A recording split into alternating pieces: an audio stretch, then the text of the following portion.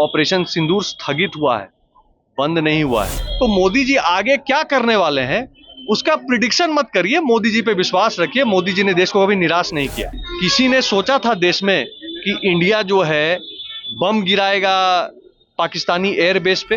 किसी ने सोचा था कि लाहौर और इस्लामाबाद और कराची तक हम पहुंचेंगे?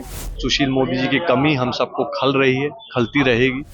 सुशील मोदी जी ने इतने बड़े आदर्श स्थापित किए हैं कि उनसे हमको प्रेरणा मिलती रहती है और मिलती रहेगी। लालू जी और लालू जी के विरोध में संघर्ष उनके जीवन का एक पहलू है और सही मायने में उन्होंने लालू जी के परिवार का काला चेहरा बिहार की जनता के सामने स्पष्ट किया। हमारे साथ बीजेपी के महामंत्री ऋतुराज सिन्हा जी है और इनसे बात करेंगे क्योंकि अभी आज श्रद्धेय सुशील कुमार जी की पहली पुण्यतिथि है और अभी रविंद्र भवन में है। ऋतुराज जी, आज पहली पुण्यतिथि है और कैसे कुछ कहेंगे? देखिए, सुशील मोदी जी का एक बहुत बड़ा व्यक्तित्व रहा, उनका एक बहुत बड़ा छाप हमारे बिहार के राजनीति पर दशकों तक रहा है। सुशील मोदी जी की कमी हम सबको खल रही है, खलती रहेगी। लेकिन हर एक व्यक्ति अपने जीवन में जिस तरह से अपने कार्य करता है उससे उसके पद चिन्ह हमेशा बने रहते हैं। सुशील मोदी जी ने इतने बड़े आदर्श स्थापित किए हैं कि उनसे हमको प्रेरणा मिलती रहती है और मिलती रहेगी, मुझे पूरा विश्वास। एक किताब उन्होंने लिखी थी लालू लीला, उनका जिक्र आपने कई बार सुना होगा, उनको लेकर आपको क्या कहना है? मेरा ये कहने का है कि सुशील मोदी जी ने अपने जीवन में जीएसटी भी किया। सुशील मोदी जी ने अपने जीवन में गठबंधन की राजनीति भी बिहार में चलाई। सुशील मोदी जी ने अपने जीवन में बहुत बड़े बड़े काम किए। लालू जी और लालू जी के विरोध में संघर्ष उनके जीवन का एक पहलू है और सही मायने में उन्होंने लालू जी के परिवार का काला चेहरा बिहार की जनता के सामने स्पष्ट किया। लेकिन सुशील मोदी जी के व्यक्तित्व को एक व्यक्ति विशेष और एक परिवार विशेष से जोड़ के नहीं देखना। अच्छा, सीज फायर जो हुआ है, क्या वो भारतीय कूटनीति की जीत हुई है? भारत की बहुत बड़ी कूटनीतिक जीत है।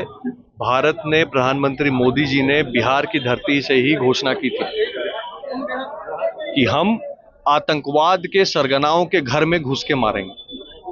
पिछले बार हमने जब अटैक किया था तो हमने पीओके के एरिया में, उरी के बाद, चाहे बालाकोट के समय अटैक किया था, लेकिन पहलगाम के बाद हमने कराची, लाहौर, इस्लामाबाद तक जाकर स्पष्ट किया है कि आप कहीं छुप नहीं सकते, बच नहीं सकते। इंडिया में अगर आतंकवाद चलेगा तो हम घर में घुस के उसका जवाब देते रहेंगे। मोदी जी ने स्पष्ट कहा है, ऑपरेशन सिंदूर स्थगित हुआ है, बंद नहीं हुआ है। अच्छा, एक पोस्टर कांग्रेस, बिहार कांग्रेस की तरफ से जारी किया गया है, उसमें लिखा हुआ है आतंकवादी की तस्वीरें और लिखा गया है कि ऑपरेशन सिंदूर अभी अधूरा है। ऐसा है, कांग्रेसी भाई बिल्कुल सही कह रहे हैं और वो मोदी जी कल रात को जो कह रहे थे वही बात बोल रहे हैं। ऑपरेशन सिंदूर बंद नहीं हुआ है। हिसाब तो सबको देना पड़ेगा, थोड़ा सा परत दर परत खुलने दीजिए। किसी ने सोचा था देश में कि इंडिया जो है बम गिराएगा पाकिस्तानी एयरबेस पे? किसी ने सोचा था कि लाहौर और इस्लामाबाद और कराची तक हम पहुंचेंगे? लोग कल्पना नहीं किए थे कि मोदी जी इतनी बड़ी कार्रवाई करेंगे।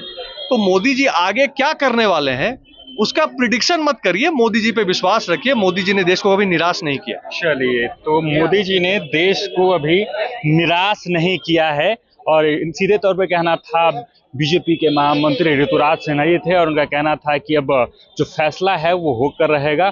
भले ही ये जो सीज फायर के बाद जो मामला है थोड़ा शांत जरूर हुआ है, लेकिन भारत चुप नहीं रहेगा। अगर पाकिस्तान अगर अपना मटिया मेल करने की कोशिश कुछ करती है तो भारत की तरफ से करारा जवाब दिया जाए। सच टॉक का ये वीडियो आप लोगों को कैसा लगा कमेंट करके जरूर बताएं। साथ ही साथ अपने दोस्तों से शेयर करना इस वीडियो को ना भूलें और हमारा 25 लाख का परिवार फेसबुक पे है, फॉलो बटन पे क्लिक करके जो है आप उससे जुड़ सकते हैं। यूट्यूब पे भी लगभग 25 लाख का परिवार है हमारा, उस पर भी जो है सब्सक्राइब बटन पे क्लिक करके आप जुड़ सकते हैं। साथ ही साथ इंस्टाग्राम और ट्विटर पे भी जो है आप फॉलो करना ना भूलें, तब जाके जो है आपको वीडियो का नोटिफिकेशन सबसे पहले मिलेगा। जय हिंद।